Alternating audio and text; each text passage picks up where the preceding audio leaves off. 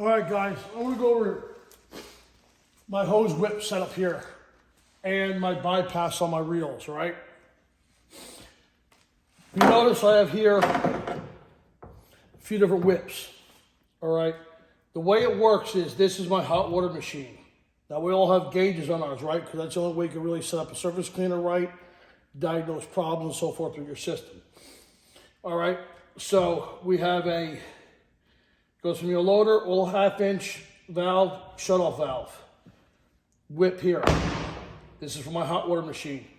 Now, if I shut this off and turn this one on, it energizes this whip for my downstreamer. Now, I only downstream when I do, restaurants and so forth, where I have to use a lot of caustic soda. I also have a muriatic acid mixture and so forth. So this is my downstream injector here. This downstream injector, here, let me grab this here, show you. This downstream injector here is a big boy. It has a 1/2 inch line on it. It's all stainless steel. It's I think Sutter makes these for about, I don't know, maybe about $200 or so forth. Then we have a remote ball valve, and then we have our line here. Now, I don't have valves you turn on off because they get very eaten up by the caustic soda. Now, the caustic degreaser. Mine here is like double strong than anything you can buy in the store. Because my downstream injector, remember this is a 10-gallon minute machine. It's very hard to get a performance out of a downstreamer on a 10-gallon minute machine. So this one here is about 12 to 1. So this is how I change it. This here is my water flush. This one here is my caustic, and this one here is my acid mixture. I just plug them in as I need them. At the end of the day when I'm done or end of the job, I just flush it out. Now, let's get back here to the whips. Reason why I have these is because a lot of guys will have a block and they'll have by the way, these are all 1/2 inch. Everything's 1/2 inch. Even at the end of my 3/8 hose, there's a 1/2 inch fitting. If you normally have your hose, imagine if you have just a coupling here and you just hook it to here. These machines are so violent that when you let off, it jumps and pulls and pops like that. And it starts, even though you have these on here, it starts blowing a hole in the line. So when I have these are 1/2 inch heavy duty hydraulic. These take the brunt of it. If anything ever goes wrong, I have extras in my box. I just unscrew it. These are both the same size. This one here is a little longer, and just pop a new one in. So that, and also when you're pulling on the line, you pull it a little bit, it'll damage this whip instead of a hose, okay? I very rarely go through the hose reel, mostly because I use heat on a lot of things, and at 200 degrees, I can, we all know what it does to a Titan hose reel. It just turns it into a sausage. But this here, let's see what's in the frame. This here is how I have my whips. If I want to just pull some off the hose, I just unclick it here.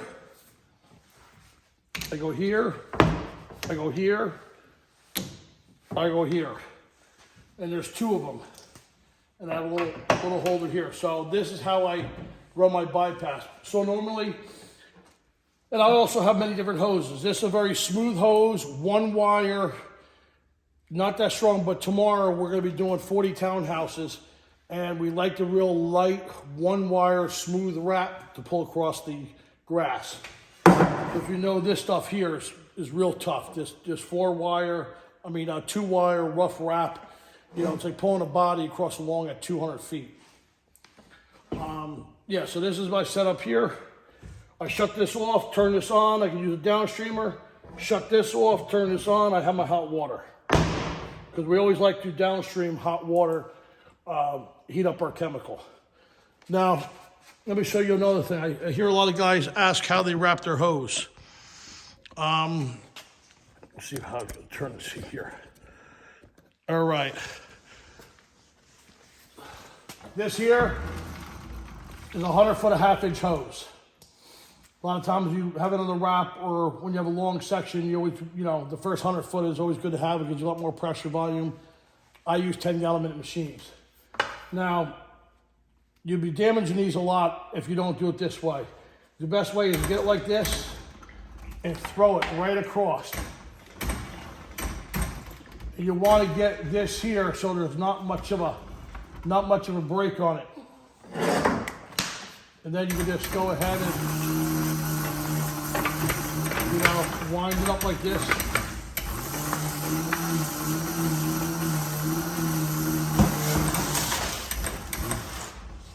Pulling half the shop, but you get what I mean. You want to whip it across so you don't want that much of a kink. All right, guys, so this is my setup here. Give me a better shot. And then when I'm done, I just give it a tuck here, tuck there.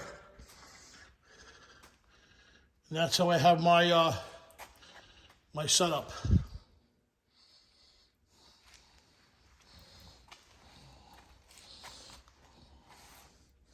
It's always nice, you blow a hose somewhere, you run back to the machine, you can always just shut this right off. It's real nice to have.